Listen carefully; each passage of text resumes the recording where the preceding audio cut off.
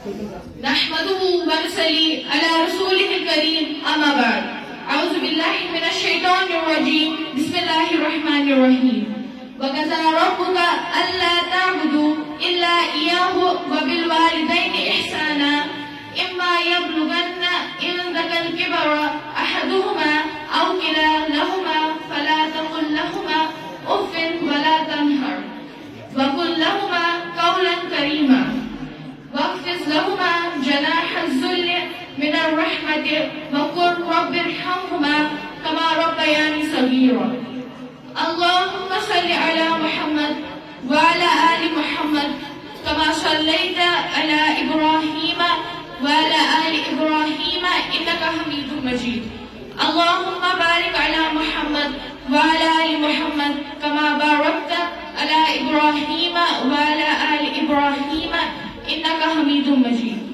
صدر جلسہ محترم سامی بزرگوں دوستوں ساتھیوں میں نے آپ لوگوں کے سامنے سورہ اسراء سورہ نمبر 17 کی دو آیتیں آیت نمبر 23-24 پڑھی ہے. اس مناسبت سے میری تقریر کا عنوان ہے والدین کے حقوق.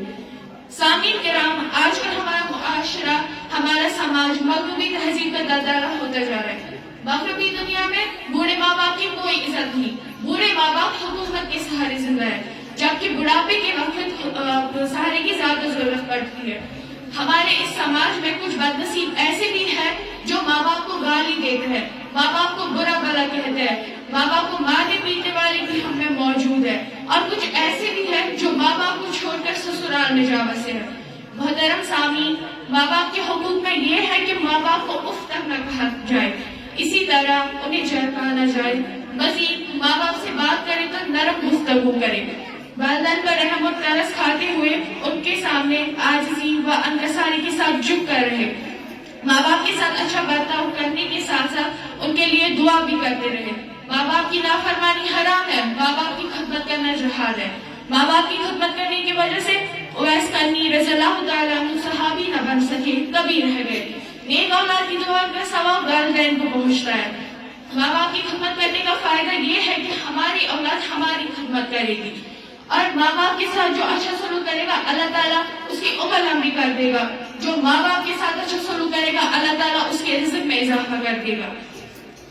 سنن نسائی کتاب الجہاد کتاب نمبر 25 حدیث نمبر 3106 عن معاویہ بن جاہمۃ السلمی ان جاہمۃ جاء الى النبی صلی اللہ علیہ وسلم یا رسول اللہ صلی اللہ علیہ وسلم اردت ان اغزو وقد جئت استشیرک فقال هل لك من ام قال نعم قال فالزمها فإن الجنة تحت رجليها.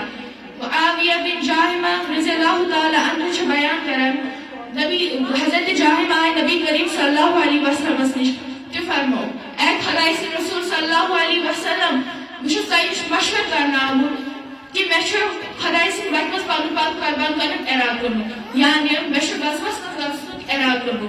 نبی کریم صلی اللہ علیہ وسلم چھو فرماوا تو چھو موج ونس آوا ونس نیب کر پڑھنی معاشس خدمت امس سرین خاروتن چھو جنت.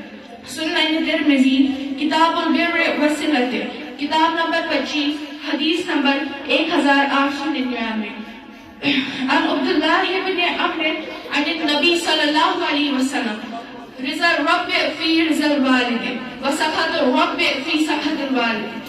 عبداللہ بن عمر رضی اللہ تعالیٰ عنہ سے بیان کرن نبی کریم صلی اللہ علیہ وسلم فرمو اگر مول اس راز دلائس خدای دروز، اگر مول اس ناراض دلائس خدای ناراض، باپ راضی تو رب راضی، باپ ناراض تو رب ناراض.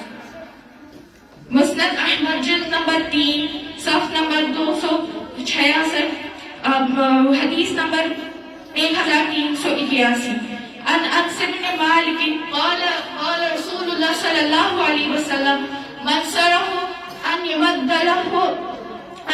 له في عمره ويزاد في رزقه فليبر والديه وليصل رحمه.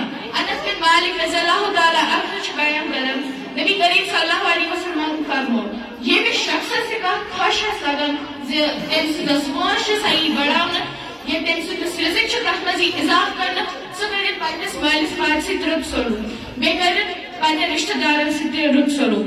میں اپنی بات کو ختم کرتی ہوں ایک آیت سے, سورہ ابراہیم سورہ نمبر 14 آیت نمبر 41. ربنا اغفر لی ولوالدی وللمؤمنین یوم یقوم الحساب.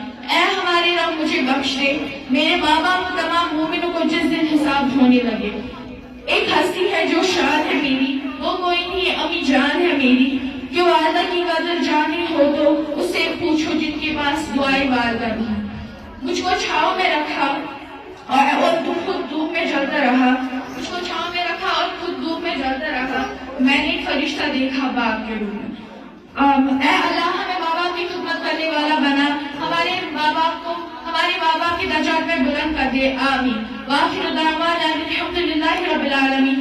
والسلام علیکم ورحمۃ اللہ وبرکاتہ.